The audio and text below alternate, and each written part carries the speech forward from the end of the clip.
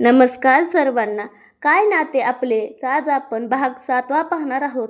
पण तुम्ही जर पहिले 6 एपिसोड पाहिले नसतील तर तुम्ही अगोदर ते पाहून या आणि मग या व्हिडिओवर या. त्याशिवाय तुम्हाला या व्हिडिओची लिंक नाही लागणार. चला तर मग आपण 7व्या एपिसोडला सुरुवात करूयात. संध्याकाळी 5 वाजता मिताली घरी आली. सगळे हॉलमध्ये बसले होते. ती इतक्या लेट आलेली पाहून आईने तिला विचारलं, तुझं कॉलेज 1 वाजता सुटतं ना, मग इतका लेट कसा? मिताली, ॲक्च्युली ते आमचे एक्झाम्स जवळ आलेत ना, तर नाते काय आपले. मिताली तिच्या रूममध्ये गेली. मिताली एवढी खोटारडी कशी असू शकते? अभिला सहन नाही झालं. आता त्याला तनुजा खरी आणि मिताली खोटारडी वाटत होती. आपण खरंच तनुजाचा पुन्हा एकदा विचार केला पाहिजे.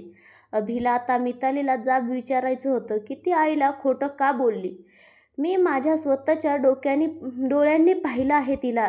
तिच्या त्याला बॉयफ्रेंड हा शब्द बोलला पण जात नव्हता. अभि हॉलमधून आपल्या रूममध्ये जायला निघाला, पण त्याची पावलं मितालीच्या रूमकडे वळली. मिताली तिचे कपडे तिच्या कपाटात व्यवस्थित लावत होती. तिचं लक्ष नव्हतं की रूममध्ये अभि आला आहे. अभिला तिच्या परमिशनची गरजही पडली नाही. अभि तिच्या पाठीमागे येऊन उभा राहतो. मितालीला कोणाची तरी चाहूल लागताच ती पाठी बघते आणि ती थोडी दचकतेच. ती मनातल्या मनात म्हणते, हा आता का आलाय? कधी येत तर नाही. तिला आश्चर्यच वाटलं जरा. तू का केलंस असं? तू का खोटं बोललीस? अभिने विचारलं. काय मी? आणि खोटं? तुम्ही काय म्हणताय? तुम्हाला तरी कळतंय का? मिताली म्हणाली. तुझ्या इतकी खोटारडी मुलगी मी आजपर्यंत कधी पाहिली नाही. माझी आई तुझ्यासाठी सकाळी उठून एवढ्या प्रेमाने डब्बा बनवते, तुझी एवढी काळजी करते, तू इथे रमून जावीस यासाठी वेगवेगळे प्रयत्न करते. तुला त्याचं काहीच वाटत नाही का गं? तुला लोकांच्या फिलिंग्स तरी कळतात का? अभि जरा रागानेच बोलत होता तिच्याशी. अभिला खूप राग आला होता तिच्या अशा वागण्याचा. हे बघा, तुम्हाला गैरसमज झालाय. तुम्हाला काय म्हणायचे? मी खोटं काय बोलले ते सांगा. आणि तुम्हाला काही माहीत नाही तर का बोलताय? मितालीही आता वैतागली. खरंच बोलतोय मी. काय म्हणाली तू आईला? की तुझे एक्स्ट्रा क्लासेस होते आणि तू लायब्ररीमध्ये अभ्यास करत होतीस? अभि कुस्तीतने हसत बोलला. हो, मी करत होते मग अभ्यास, मिताली बोलली. किती खोटं बोलतेस गं. मी तुला स्वतःच्या डोळ्यांनी तुला एका पोरासोबत बाईकवर जाताना पाहिले, आणि ते पण 2च्या दरम्यान. म्हणजे तुझं कॉलेज केव्हा सुटलेलं आणि तू घरी आलीस 5 वाजता, अभि बोलला. ती म्हणाली, म्हणजे तुम्ही सतत माझ्यावर लक्ष ठेवून आहात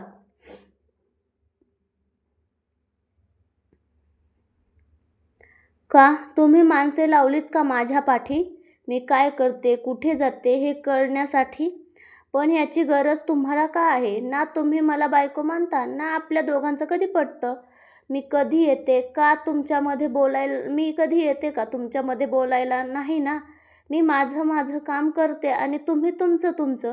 आणि मी म्हटले आहे का माझी काळजी घ्या, माझी दया करा? मी भीक मागते आहे का तुमच्याकडे की मला जेवायला द्या? नाही ना. मी म्हटले होते मला तुमची दया नको आहे, मी माझं बघून घेईन, बस. मग काळजी कशाला दाखवत आहेत? मितालीही आता रागात बोलत होती. तो म्हणतो, तनुजा बोलते ना तेच खरं आहे. तू 1 नंबरची नीच आणि कॅरेक्टरलेस मुलगी आहेस. कॉलेजच्या नावाने तू पोरांसोबत फिरत असते आणि म्हणतेस मला शिकायचं आहे. तू 1 नंबरची खोटारडी आहेस, कळलं का? अभि रागात रूमच्या बाहेर जातो.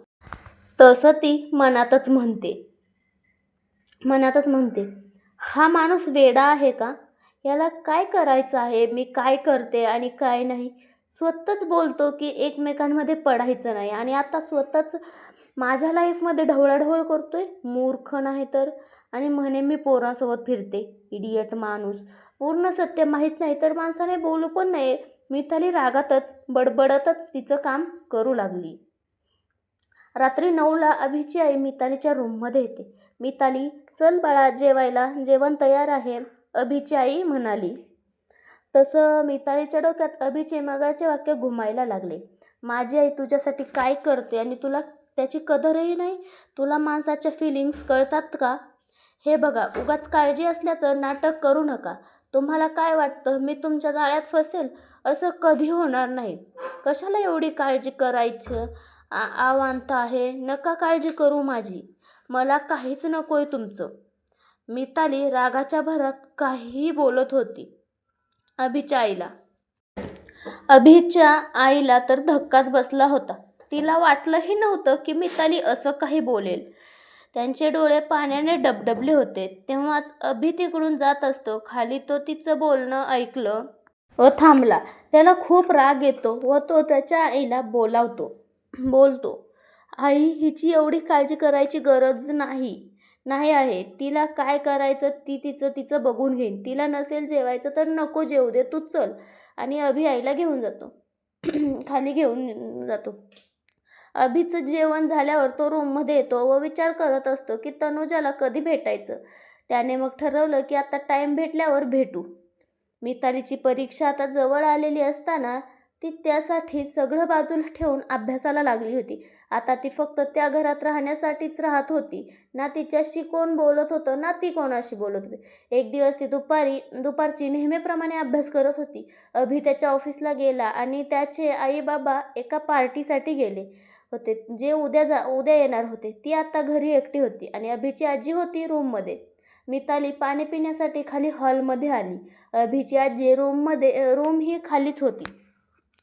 तिला त्या रूममधून जोरजोरात श्वास घेण्याचे आवाज येऊ लागले.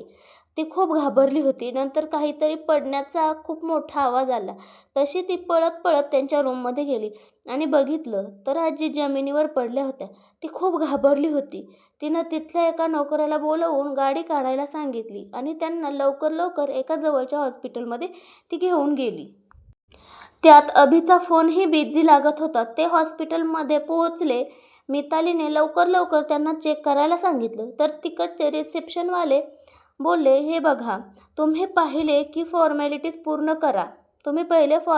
पूर्ण करा, तेव्हाच आम्ही यांना चेक करू. मितालीकडे तर पैसेही नव्हते. ती परत अभिला फोन ट्राय करत होती आणि नशिबाने त्याने फोनही उचलला. तिने त्याला लवकर हॉस्पिटलचे लोकेशन पाठवले. तो तिथे 10 मिनिटात हजर होता. एव्हाना आई बाबाही आले होते. डॉक्टरने सांगितलं की यांना छोटासा हार्ट अटॅक आला होता. इथून पुढे तुम्हाला काळजी घ्यावी लागेल. आजीला येऊन 2 वीक झाले होते. मितालीची परीक्षा आता चालू झाली होती. ती तिच्या अभ्यासात मग्न होती आणि एक दिवस असंच ती जरा बाहेर थोडा वेळ टाइमपास करण्यासाठी गेली. अभ्यास करून कंटाळा आला होता आणि तेवढ्यात आजीचा आवाज आला. ती पळत गेली तर आजी चेस्टवर हात ठेवून होत्या. आता यांना परत काय झालं या विचारानेच तिला पुन्हा धडकी भरली. मिताली पटकन आजीजवळ गेली आणि त्यांना विचारू लागली, आजी, तुम्ही शांत व्हा, काय होतंय तुम्हाला? पाणी देऊ का तुम्हाला? मिताली आजीला विचारत होती. पण त्या तिचा हात झटकत होत्या. तिला कळतच नव्हतं की त्या अशा का वागत आहेत. तिने आजीला पुन्हा धरलं पण त्या काही ऐकतच नव्हत्या. तिने बाजूचा फोन घेऊन पटकन अभिला कॉल केला. आजीच्या फोनवरून केल्यामुळे त्याने पटकन उचलला. मितालीने घाबरून त्याला पटकन यायला सांगितलं. मिताली आजीला हँडल करत होती पण आजींनी तिला धक्का मारल्यामुळे तिचं डोकं बाजूच्या टेबलवर जोरात आपटलं. आई गं! मितालीला आता रडूच आलं. तिचे डोळे पाण्यानं गच्च झाले तर कपाळाच्या इथे रक्त येत होतं. ते पाहून तिला अजूनच रडू आलं.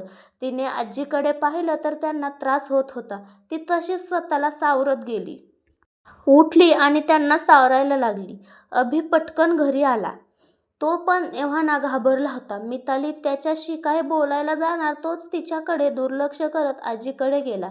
ॲम्ब्युलन्स त्याने येतानाच आणली होती. अभिही लवकर आला. त्याच्या ओळखीमुळे आता काही एवढ्या अडचणी आल्या नव्हत्या. आई बाबाही आले होते. आई बाबा देखील आता आले होते. सगळे घाईने हॉस्पिटलमध्ये आले होते. मितालीच्या डोक्याला इतकं लागलं होतं आणि आता तिला ते दुखतही होतं. मिताली एकटीच दुसऱ्या बेंचवर जाऊन बसली होती. तिला मनोमन वाईट वाटले होते की कोणी आपल्याकडे लक्षच दिले नाही. आपल्याला लागले तर साधी विचारपूस करावी पण नाही. आधीच काल रात्रीपासून खाल्लं नाही. तिला आजीबद्दल एवढं वाईट वाटत नव्हतं कारण ती सारखी तिला काही ना काही बोलायची. मितालीला तिने एवढं केलं तरी कोणीच काही बोललं नाही. तू बरी आहेस ना वगैरे काहीच नाही. तोच तिथे एक नर्स आली आणि तिने मितालीला आपल्या जोडीला यायला सांगितलं. मितालीही गेली, कारण दुखत तर खूप होतं आणि त्रासही खूप होत होता. आणि तेवढ्यात ओटीमध्ये हिरवा बल्ब बंद झाला आणि डॉक्टर बाहेर आले. त्यांनी अभिच्या बाबांना सांगितलं, सॉरी, त्यांना आम्ही नाही वाचवू शकलो. आता पाहूया आजीच्या जाण्याने अभिजितच्या आयुष्यात अजून किती दुरावा येईल. मिताली हे पात्र कसं वाटतं आहे तुम्हाला? कथा आवडत आहे ना? मग कमेंट्स का नाही करत? छोटी केली तरी चालेल, पण करा करा यार. कोणी स्टिकर पण लावा. पुढचा पार्ट लेट येईल आणि आता पार्ट थोडा घाईत लिहिला आहे, त्यामुळे काही शब्द चुकले असतील तर प्लीज माफी असावी. आणि कथा आवडली असेल तर लाईक करा, कमेंट करा आणि पुढचा भाग पाहण्यासाठी चॅनलला सबस्क्राईब करा. आणि कथा नक्की आवडत आहे ना तुम्हाला, ते देखील कमेंट करून सांगा. आणि अशाच कोणकोणत्या कथा तुम्हाला पाहायला आवडतील ते देखील सांगा. पण प्लीज पुढचा एपिसोड यायला थोडा वेळ लागेल, तर प्लीज तुम्ही तोपर्यंत वेट करा. आणि बाय, भेटूयात अशाच नवनवीन कथेसोबत. तोपर्यंत मस्त राहा, मजेत राहा आणि महत्त्वाचं म्हणजे कथा ऐकत राहा. बाय.